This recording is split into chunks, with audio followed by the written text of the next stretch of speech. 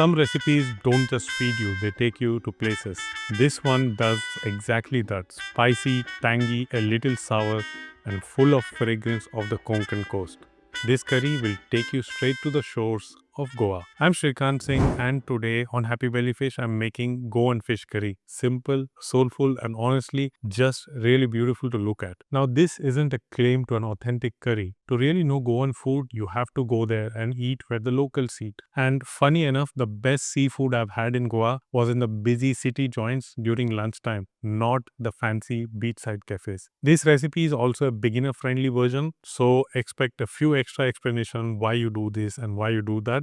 So sorry for talking too much, but that's how we roll here on this channel. The base of this curry is a freshly ground coconut masala. Goans don't usually have one universal name for the coconut masala paste used in their fish curries, and also there's no one variety. There are a lot of nuances to the names and the way they are also made. We will not go there, but I'll be happy if a native Goan can explain this in the comments. Let's start with the recipe, and the first step is to season or lightly marinate the fish with nothing else but salt. You can of course add some turmeric if you wish to, and I'm going to use kingfish fillet here just because they are one of the most easiest fishes to cook and also to eat. If the fish fillets are not frozen, then you can gently wash them or rinse them first and then just sprinkle and dab some salt on both sides. If they are frozen, then first you need to thaw before you start the marination. This might be a simple marination, but it improves the texture of the fish and it also acts as a preservative while you are preparing other ingredients. In this type of a curry, usually mackerel or what we call as bangda is used, but you can also use other fish varieties such as paramundi, pomfret,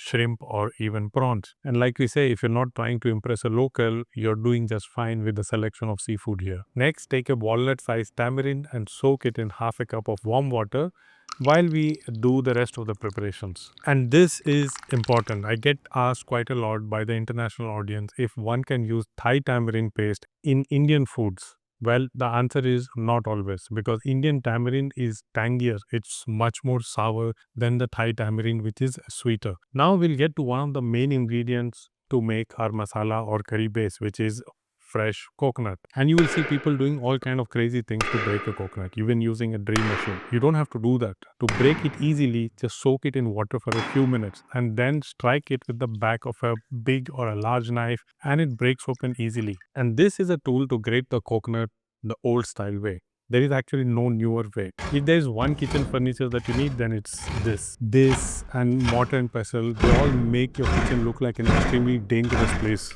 to enter, because they all look like these medieval torture tools. You can grate the coconut very easily with this tool, and you have to apply very gentle pressure and gentle scrubbing. We will need 1 cup of grated coconut, or around half a coconut would do. Also, when you buy a coconut, make sure you shake it to hear the water splashing inside. And when you open it, check that it doesn't smell rancid. If coconut grater is not available, then you can always pry the coconut out of its hard shell and then cut the coconut into smaller pieces. If you're new to our channel, then please remember to like and subscribe. This is the only support that we need to keep bringing better videos to you. You can also check out our website for the written recipes and also downloadable ebooks. Now, to give the classic red color to the curry, we'll add around 5 Kashmiri chilies. These chilies have a thicker skin and they are mild in flavor. It's mainly used to color the curry bright red.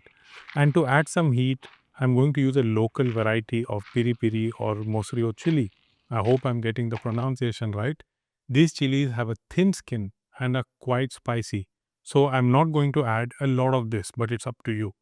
So one chili is used to get the color and the other one is used to get the heat. And look, you might not have the same chilies, but any chili that will give you this bright red color and mild spiciness will do. I personally prefer to remove the seeds because I don't like very spicy food. You don't have to. And you're more than welcome to sweat and breathe like a horse without having to run a single step. Remove the stem and cut them into smaller pieces, which will make the grinding easier. Some people also soak this before grinding to get a finer paste, or if they don't have a very powerful blender. So with all the preparations done, take a blender jar and now we'll add the rest of the ingredients. Add around 1.5 teaspoon of whole coriander seeds, half a teaspoon of cumin seeds, 3 large cloves of garlic. I've chopped it coarsely, so it's around 1 tablespoon of garlic, and around half an inch of ginger that's coarsely chopped. Now add 1 cup of freshly grated coconut and a quarter teaspoon of turmeric. This brings a nice shine to the curry. Now remember the tamarind that we had soaked? It will be soft by now. So press it with your fingers gently and check if there are any seeds, stems or the outer shell of the tamarind. If a seed by mistake ends up in the curry paste, then it will ruin the entire dish. So you have to be little careful here. Add the water and the tamarind pulp to the jar. I will also add half a cup of water and then blend it into a smooth bright paste.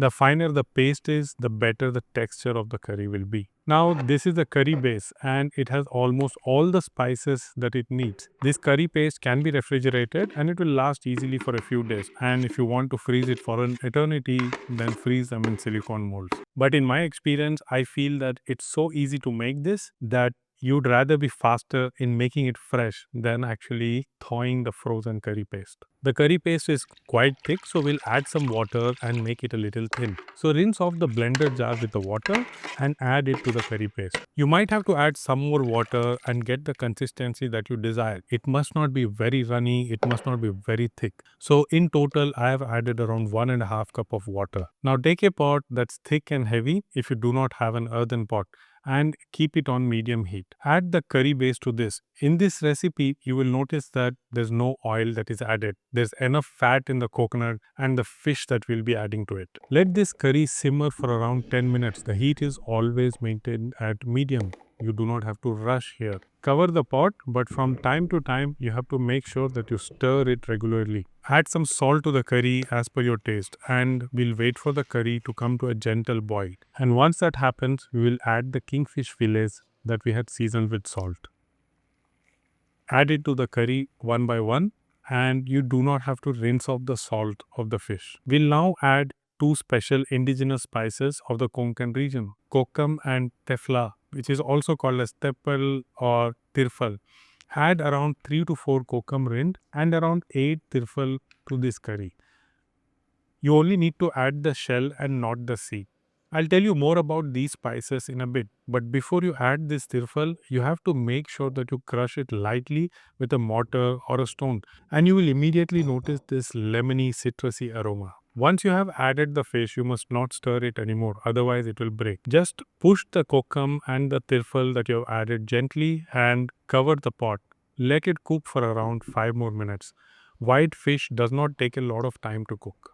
After this, turn off the flame, leave the pot covered and let it sit for some time before serving. Now, if kokum is unavailable, and this is something that may not be approved by the locals, you can always increase the amount of tamarind, or you can use Kudampuli or Malabar tamarind. And instead of using tirphal, you can also add its equivalent, Sichuan pepper, which is available much more easily throughout the world. Just so that you know the difference between these spices, let me show you side by side what these are. This is kokum in my left hand and Kudampuli or Malabar tamarind in my right hand. And even though they are both sour spices, Kudampuli has some amount of smokiness to it. And this is tirphal in my left hand and Sichuan pepper in my right hand. The difference between the two? Well, even though you can substitute one for the other, Sichuan pepper gives a much stronger electric-like numbness in your mouth, whereas tirphal's bite is much milder and it is also more aromatic. This spice is indigenous to the region and is known to aid in digestion. It reduces bloating